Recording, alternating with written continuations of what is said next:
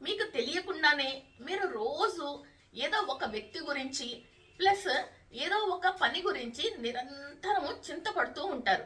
అది మీ జాతక చక్రంలో తెలుసుకోవాలి అని అంటే ఈ లగ్న లార్డ్ ఏ హౌస్ లార్డ్ యొక్క నక్షత్రంలో ఉన్నాడో మీరు నిరంతరము ఆ రిలేషన్షిప్ గురించి, ఆ హౌస్ యొక్క విషయాల గురించి చింతిస్తూనే ఉంటారు, నిరంతరం ఆలోచిస్తూనే ఉంటారు. అంటే మీ లగ్న లార్డ్ గనక 7th హౌస్ లార్డ్ యొక్క నక్షత్రంలో ఉంటే మీరు మీ వైఫ్ గురించి కానీ హస్బెండ్ గురించి కానీ నిరంతరం ఆలోచిస్తూనే చింతిస్తూనే ఉంటారు.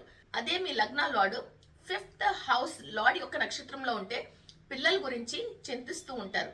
అదే మీ లగ్న లార్డ్ 8th హౌస్ రాశి లార్డ్ యొక్క నక్షత్రంలో ఉంటే మీరు హెల్త్ గురించి లేదు రాబోయే ప్రాబ్లమ్స్ గురించి ముందుగానే చింతిస్తూ ఉంటారు.